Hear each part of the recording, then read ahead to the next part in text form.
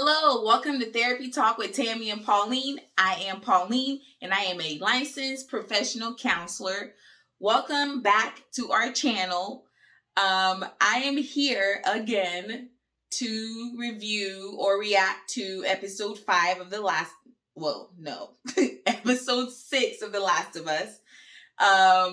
5 slipped out because that has been an episode I was pretty upset with the ending, and I've been apprehensive and even continue to watch this show, but I am here to do episode 6. 6 is my favorite number, and so perhaps things may be better in this episode, but who am I kidding? What I've learned is to not get too attached to some of the new characters that come along the way to help Ellie and Joel, because they died. And that's what happened in episode 5. We experienced more losses, and I felt that one very deeply because those characters, Henry and Sam, were such a big point in the character building piece of Joel and Ellie, because here we got to see Joel working together with another adult, and he's not only hanging out with Ellie, who's been annoying him, but he's also getting attached to her and getting used to her. And we get to see Ellie act more childlike and be a big sister to Sam, who was just the most adorable kid ever. And we lost them. But I think what's happening and why these characters get kind of canceled along the way is because they are there to serve a purpose of elevating, pushing Joel and Ellie on their mission. So I need to have that in mind moving forward, that if people get close to these two characters, chances are they're gonna die, because we've lost Tess. We've lost I can't remember the beautiful couple. Y'all remember episode 4 or 3? Was that my favorite episode? And then now, anyway. So moving forward with episode 6, I don't know what to expect, but I can say perhaps we're going to see more losses. We're going to continue to cover the impact of trauma on the individuals overall. Perhaps, I don't know, I want to talk about something new that comes up. I don't know what that is, but I've been talking about the same stuff in different episodes. But again, that's what's been going on. Just kind of showing y'all different aspects of what grief looks like, what loss can create for people, and what a pandemic of sorts will do to the humankind. Because last episode, we got to see more of a civil war, people versus people, right? And the infected were put to the side until the end, which that was weird. But anyway, let's just get episode 6 started, and let's just get to it now. Episode 6 seems to be starting 3 months after everything went down in episode 5. So landscape has changed to very snowy, and there's a cabin, and there are 2 new characters, but I'm trying not to get attached. But these characters are an older couple who seem to be living off the grid by choice, even before the pandemic happened. They are cute. Anyway, Joel is back on the quest of looking for his brother. And something here, when he asked the couple, have y'all seen someone that looks like me? They're like, no. And they were saying that if he's gone towards this direction, he may be dead. Joel's face instantly changed, right? So they get whatever information they need. He and Ellie are leaving, and before they even get halfway past the house, Joel is having some experience. And I think I may know what's going on. And if it is, okay, we get to talk more about it. But let's continue watching to see what's going on. Ellie is kind of freaking out right now about it, because she's like, you better not die. which we know at this point Ellie has issues of abandonment with adults and people leaving her. I should mention Joel seems to be not so surprised about the experience he was having. I mean, he's holding on to his chest. It looks like a heart attack. Um, Looks like sound may be distorted around him. And I think this is not the first time he's experienced whatever this is. Oh my, they are way up north. They're looking at the northern lights right now. That's wild. They've really traveled far. I don't know how they get their supplies, but Joel now has alcohol. And I think in the first episode I may have touched on like him drinking. But we haven't seen that behavior until now where he's drinking and Ellie is asking for some and he was like, no. But then she goes, well, come on, no, help me keep warm. And he paused and gave her some. So here's the early beginnings of Ellie being introduced to alcohol, right? Like she's been through a lot. Could alcohol become a coping skill for her as it has been for Joel? Maybe. Right now she's taking her sip and is like, yuck. Another new thing. Joel was mumbling in his sleep. May have been having a nightmare of sorts.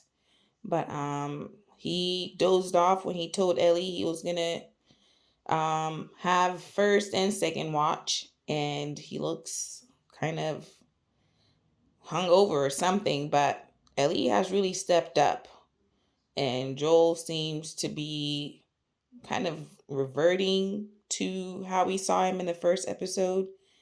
But yeah, he is having some type of nightmare, and I'm curious on what he was mumbling about. Well, Joel and Ellie just got themselves caught up in some situation. I still don't know where they are, but these mountain people are basically have them surrounded, and they've trained a dog to sniff if they've been infected or not. So you can imagine what's going on. Joel passes the test, and now it's Ellie's turn. And I mean, of course, they're both panicking or worried, and you can really see kind of the dog isn't really sure, but the camera goes to Joel, who's now like having a similar experience, but a mild one to what he was in the beginning,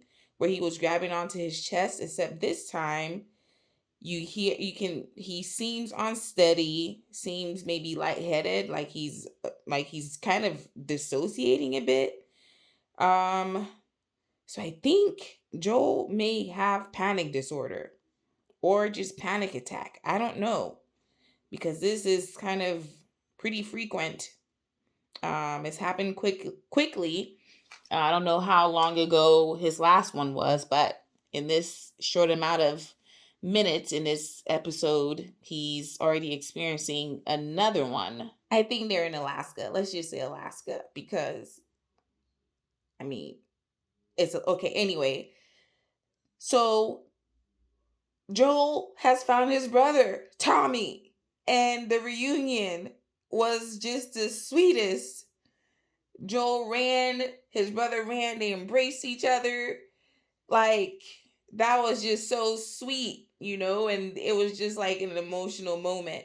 However, the camera goes to Ellie's face, who looks like perplexed, and then her face then changes to, I want to say, sadness.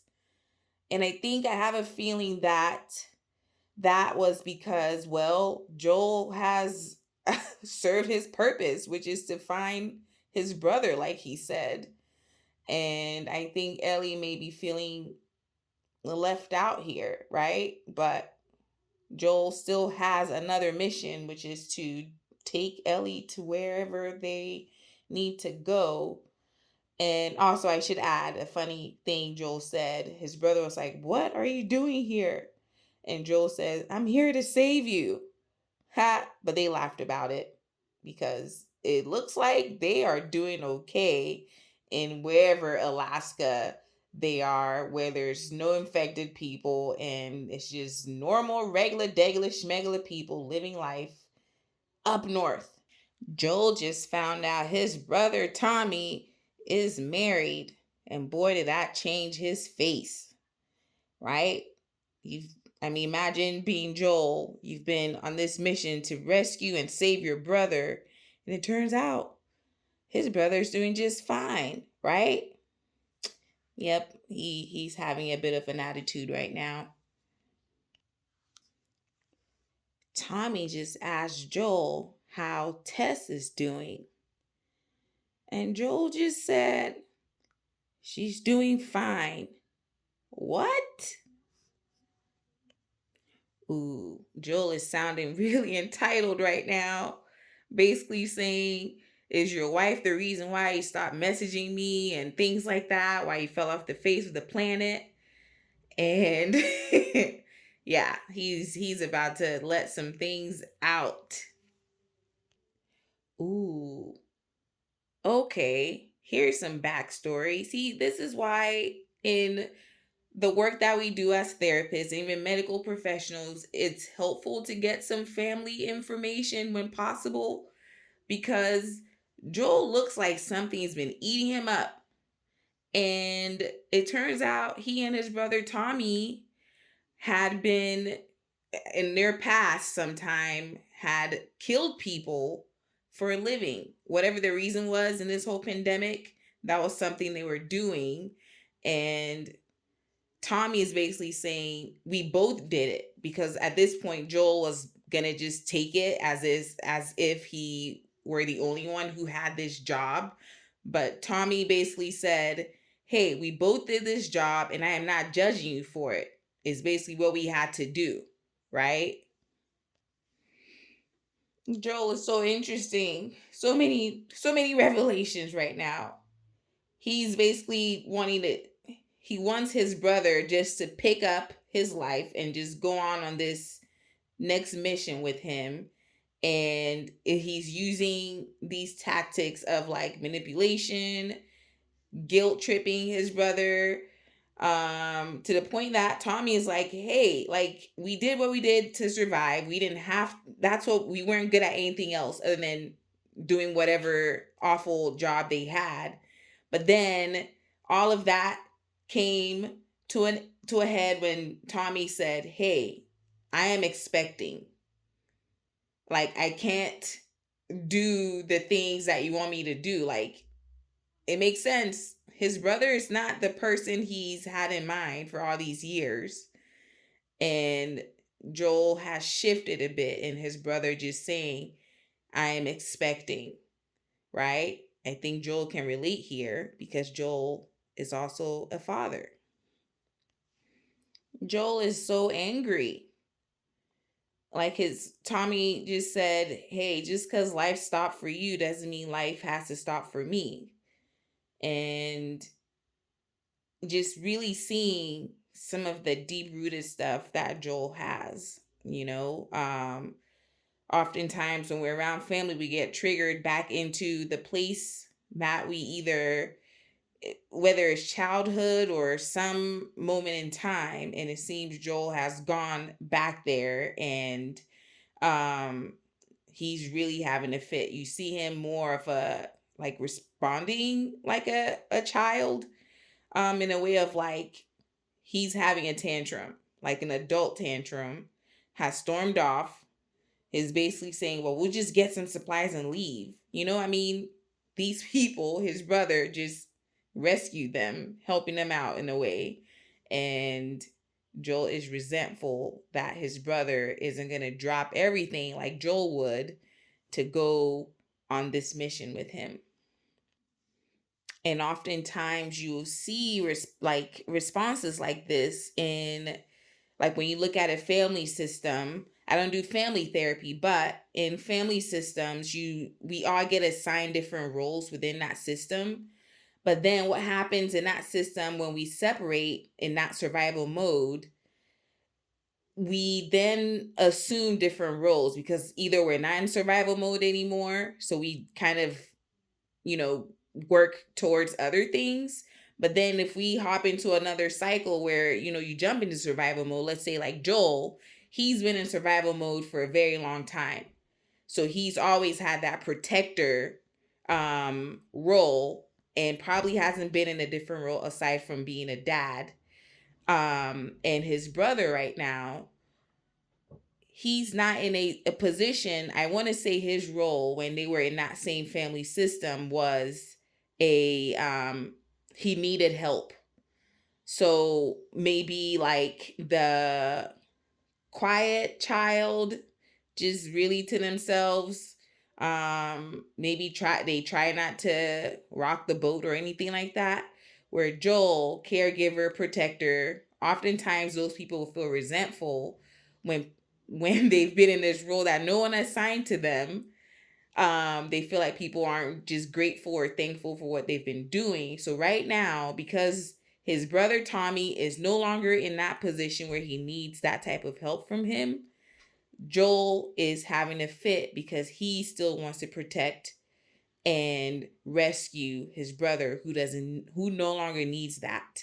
So it makes sense why he's storming off the way he is, and his brother is just like, dude, we're like, can we even catch up?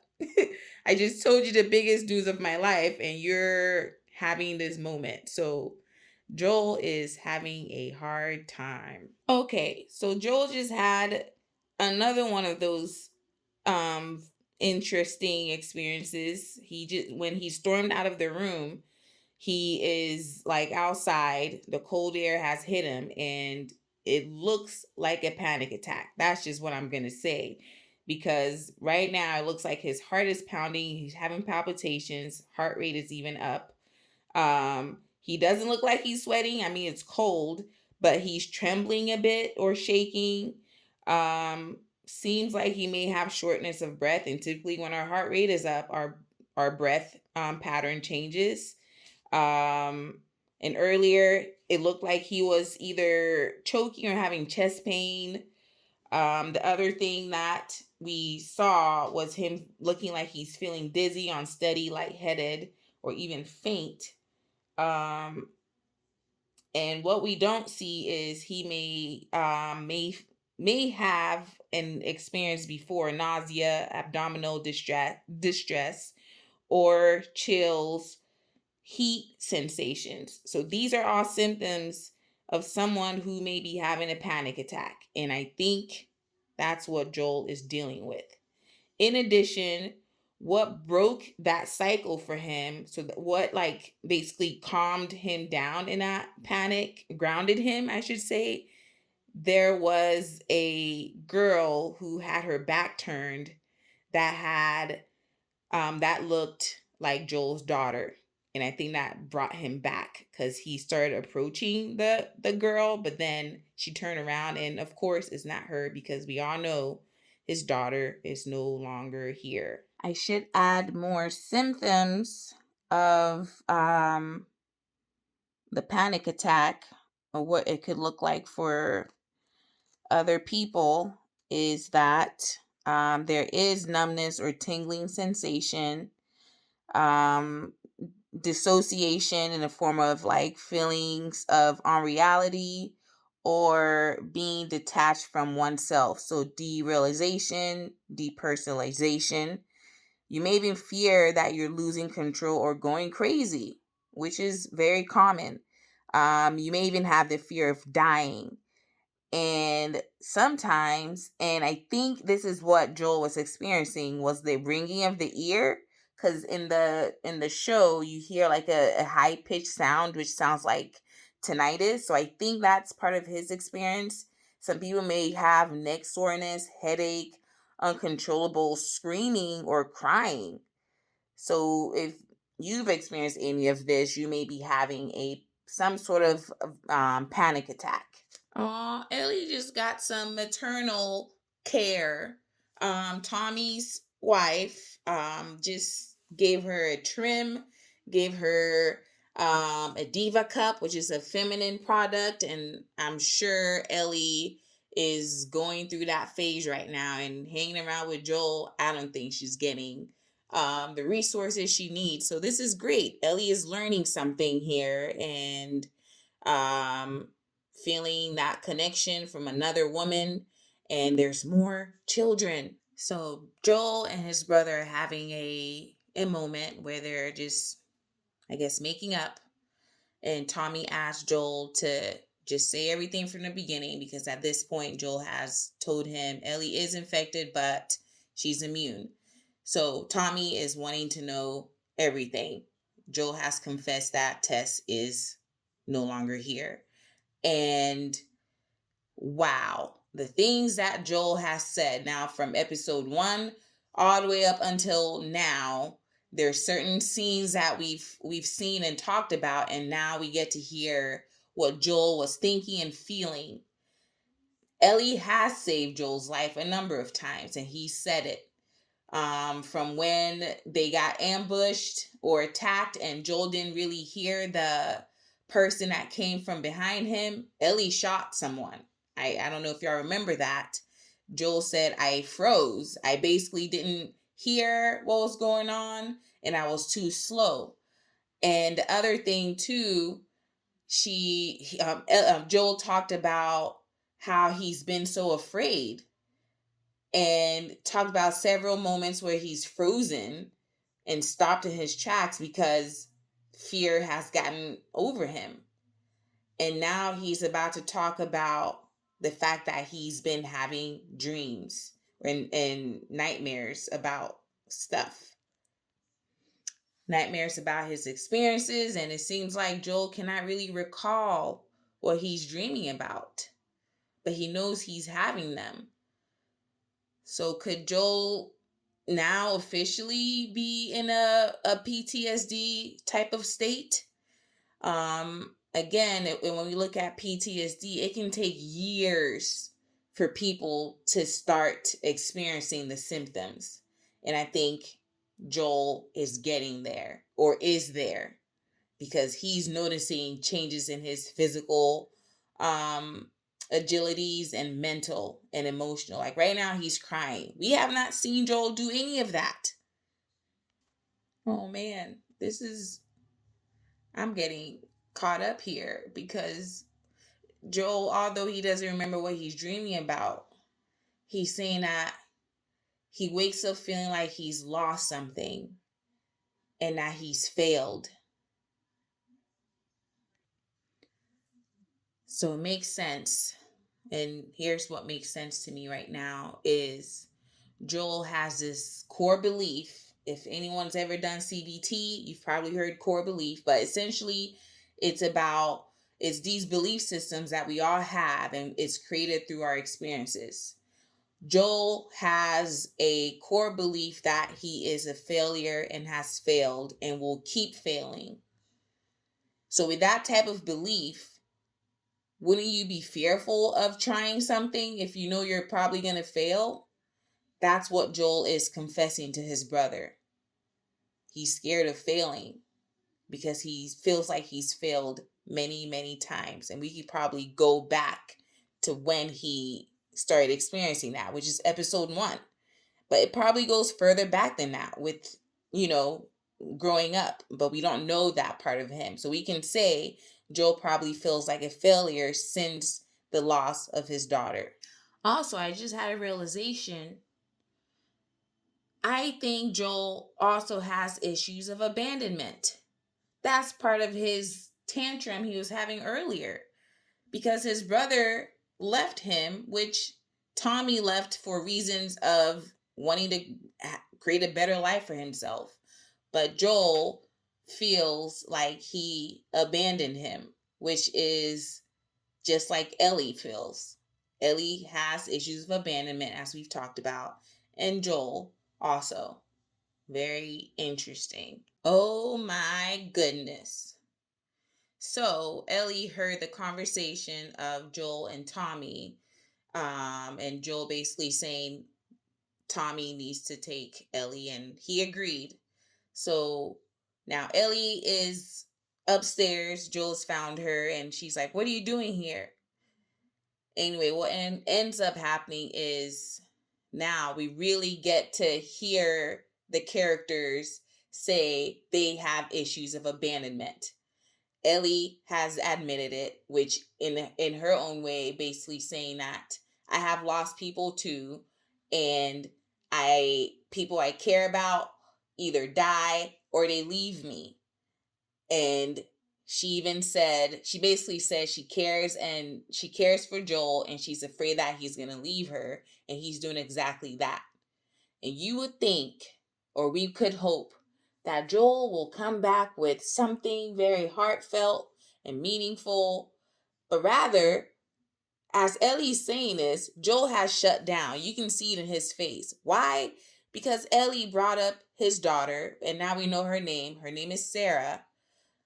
Because Marie, Tommy's wife, had shared with Ellie that Joel lost his daughter.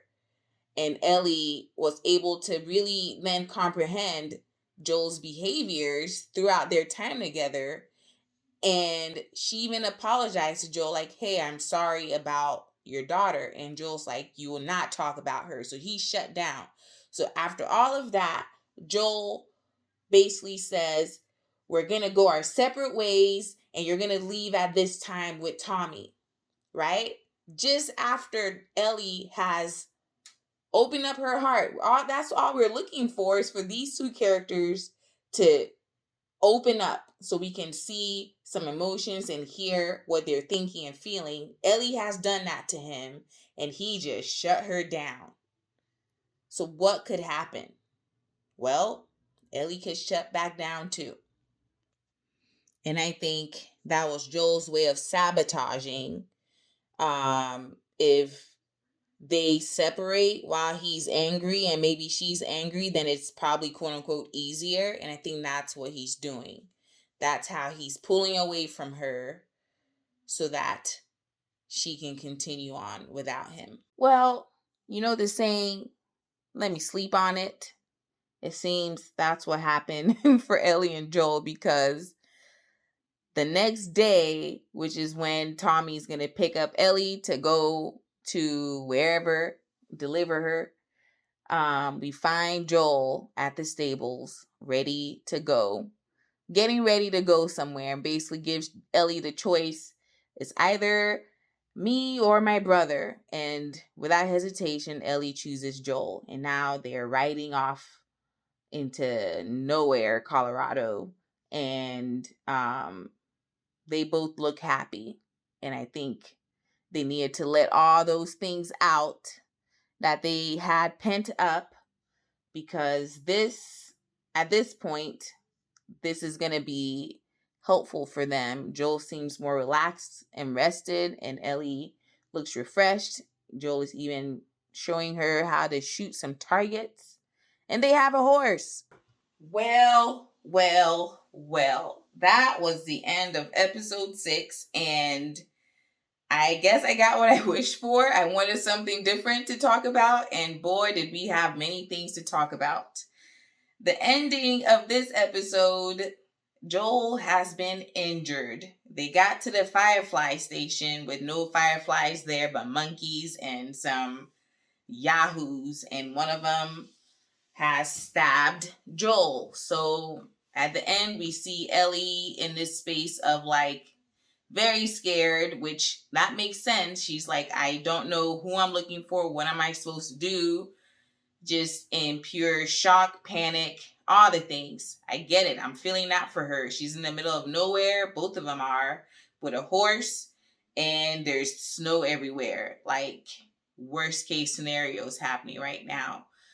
But even before we got to that, we really got to see Ellie and Joel in such a different way after everything went down in Jackson, Colorado. I learned the city. And meeting her brother, or his brother, and his new life. And they have a new understanding now. Joel and his brother Tommy have a new understanding. I think they have somehow rehashed or hashed some things out and are able to move forward. So we got to really hear more and see more about Joel and how he's like around family.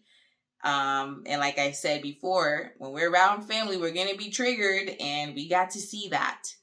And now we really got to also hear what Joel had been experiencing very quietly on his own. And he has been having panic attacks. He could have panic disorder, but at the same time, he is also showing signs of PTSD with panic attacks. And that is a thing. You can have both. And I think that's what Joel is experiencing with prolonged grief, because his daughter also came up in this episode, and we really got to see him shedding some tears, showing some expressions, some emotions, and things like that. So good job, Joel and Ellie, in this season or this episode, because both of them have grown in a way of being more emotionally expressive. And I wonder if part of it has to do with them being out of like trying to survive. They got to be in a place where it's a community of people who are at peace. I would think I think that's probably part of why they were able to show some of these emotions we've been waiting since all these episodes to have them experience. So I believe having that sense of peace, that sense of safety, allow them to go there. So I'm very happy to have seen that. But I am not happy with how this episode is ending, and there's some irony here where I had talked about like, well, the people that Ellie and Joel get attached to, they die. Everyone we've seen in this episode that they come close to didn't die, but Joel is fighting for his life, which Ellie has been close to Joel. So that's kind of ironic here. Anyway, a lot of ground was covered today. Feel free to leave me comments. What were your thoughts about this episode? And what has been some of your thoughts about throughout the season? We have a few more episodes to go. Honestly, I am looking forward to being done, because this is such an emotional roller coaster. But it's challenging me in ways that I didn't imagine. Thanks to our editor for encouraging me to watch this show. I am enjoying it, honestly, but I am also just exhausted from the whirlwind of things happening so fast, and a lot of it. So anyway, I'll catch you next episode, and thank you for watching. Bye.